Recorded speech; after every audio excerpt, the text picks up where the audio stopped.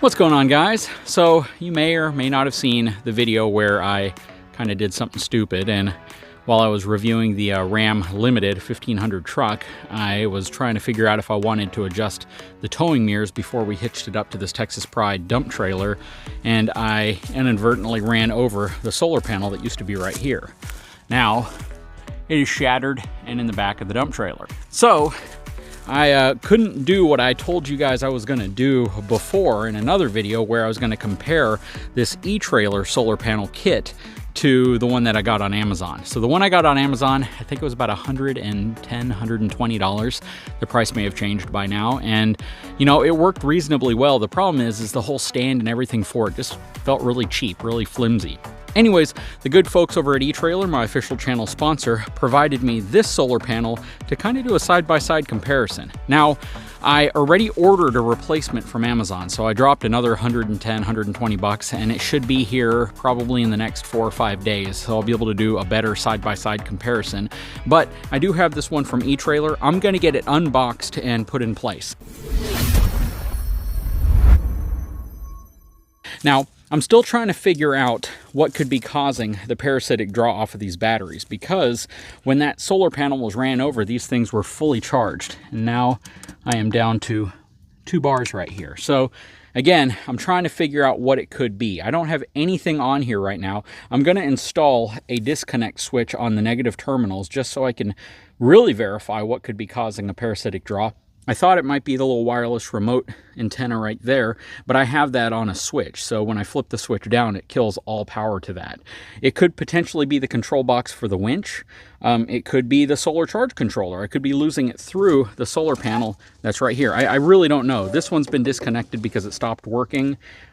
Again, it could be the pump, it could be something else, but you know, the only real way to do this is just like I would do it on a travel trailer and put an actual disconnect switch, which kills all power.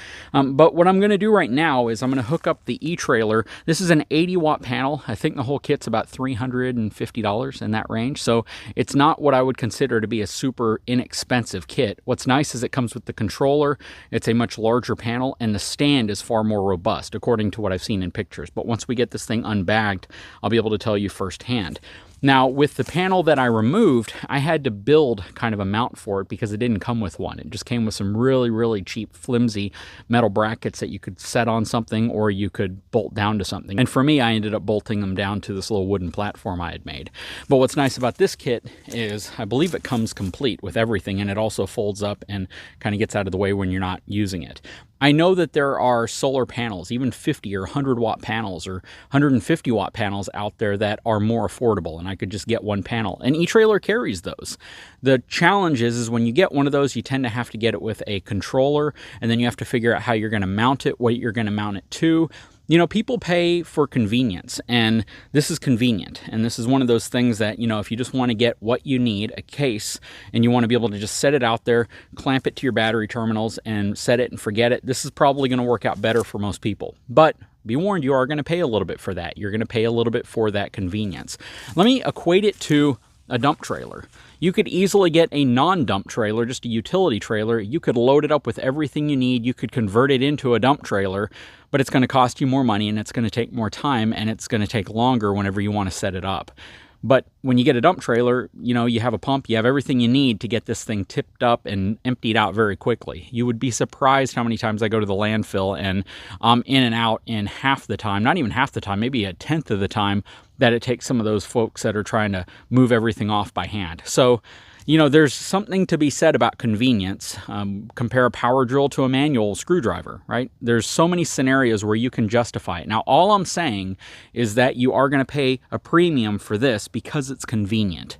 You may be able to build something yourself. You may be able to get something yourself that's 100% done, ready to go. And for me, sometimes that's worth it. You know, like the other solar panel, the one I got off of Amazon, it was totally worth it just to be able to put it on a flat board. It was keeping the batteries maintained. It's definitely a great way to go. But for some folks, they're going to be like, you know what? I don't want to do that. I don't want to build everything. I just want to buy it, set it up, forget it, and I'm good to go. And the financial aspect of it may not be as big of a concern to some people. It doesn't mean you're wealthy. It doesn't mean you're rich. It just means that you're willing to pay a little bit more for convenience. And that's essentially what this is. Now, before we unbag it, This is the Optimate solar. This is, again, their 80-watt panel. It has a stand and everything included in the bag, the controller, all of that stuff, and you should just clamp it up to your batteries and be done. So we're going to see. Let's go ahead and get this thing unzipped. Okay, so I have it unzipped out of its main case. It had plastic covering the whole thing.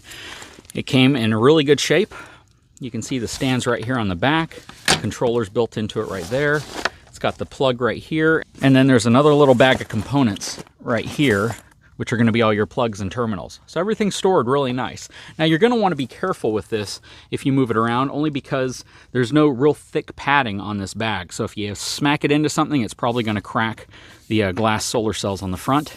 You can see it has some nice little bumper ends to it. But again, I wouldn't expect those to really hold up well if you drop this thing. So just be careful with it. You know, pretend you're carrying around a fragile picture, something like that. Anyways, this is going to fold out like this. And then you can tighten down these little wing nuts here at the end. And then literally just position it.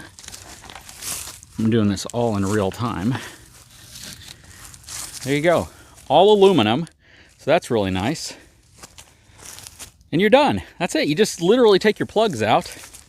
And I may be able to use the plugs that I had on the other one, but let's see what comes in here. Oh, never mind. Here's the solar charge controller. And here are all your cables. So I'm going to plug this into that, and then the other end will plug into my little clamps, which will go on the battery terminals. So let's go ahead and get all this plugged in. And I can even put this in place if I want to make it a permanent connection on the trailer side, to where I just plug it in right here whenever I'm ready to use it. But can't get much simpler than that. And again, the fact that it has a stand with it is really nice. Now, I would likely weight it down right here just to prevent wind or anything like that from just flipping it over if it's real windy. It doesn't seem as if it would flip over that easily, though. It doesn't feel heavy, but it certainly doesn't feel like it's just going to flip over. The panel itself has some weight to it. And then I can stretch it out like that if I want. And tighten these wing nuts back down.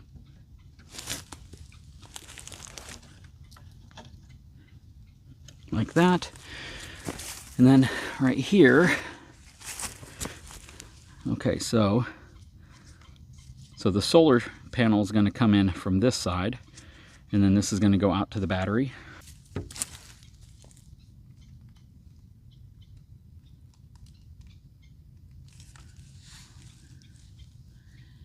You can see that little charger icon is working right now, and that's cool. That's your battery monitor right there. And I like the fact that they give you this little rubber sleeve right here to cover the two connections going to your actual batteries. So we just need to extend this out a little bit. Let's go ahead and get this hooked up. Now I'm going to connect the positive side to one battery and the negative side to the other battery. All right, so we are connected. I put this piece right inside here. That way, if this is pulled on at all, it's not going to actually pull the cord apart.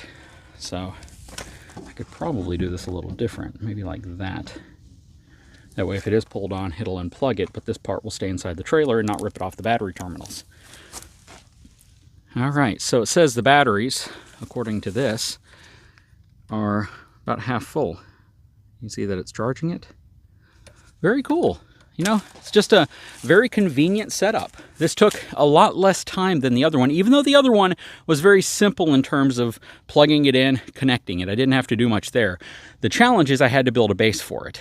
Otherwise, the little legs, which were designed to kind of mount to the top of something or, you know, permanently mount, wouldn't have worked out real well. So I just have to be more careful this time and not run over it. I will likely move this a little bit closer to the trailer. And I actually had it closer to the trailer, but when I did another video, I had moved it further away and I never moved it back. So yeah, I just want to keep it a little closer to the trailer now. And really, you know, once you make a dumb mistake like that, you're hopefully unlikely to do it again because you're going to know what to look out for. And, you know, I know we all make mistakes, but that was definitely a costly mistake on my part. And, you know, I ordered another one because I told you guys I wanted to do a review against the two, and you know, I'm just waiting for that one to come in. The nice thing is I already have the base and I can reuse it. Matter of fact, let me show you the base.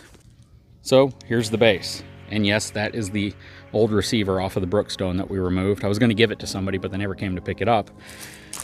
But yeah, you can see how the stand got destroyed a little bit. What's funny though is the base I made for it, which is pretty much 2x4s and or one 2x4 I cut in half, and some fencing planks held up undamaged.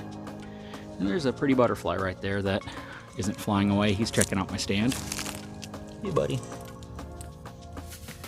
But I will put a link to that solar panel in the description of this video, because I know there's always folks that are looking for a more convenient way to do things. And the kit just comes complete. It comes with the solar charge controller, it comes with the panel. It's an 80-watt panel versus the 50-watt panel, so that justifies a little bit more expense. I mean, you're essentially paying for a 50-watt panel plus a 30-watt panel, and you know, if you factor in that the 50-watt panel is over $100 and a 30-watt panel is about $80, so that's about $200 in difference there between the two. And you know, the fact that I have that plus the stand and everything already made, the controller included, all of that, you know, it's not a bad value. You just have to consider the fact that you are paying a little bit more because it's a complete setup designed for this, and it has the stand you know, that's adjustable and everything already built. You don't have to worry about it. It's already complete. And if you live in an RV park, that's important, because you may not have the means to build something like this. As simple as it is, you may not have the ability to do it just because you don't have the tools with you. Convenience is nice, and in this case, I think it makes sense. Anyways, guys, I sure hope you've enjoyed this video. If you haven't had a chance, please take a moment, subscribe to my channel, give me a thumbs up, and we'll talk to you again very soon.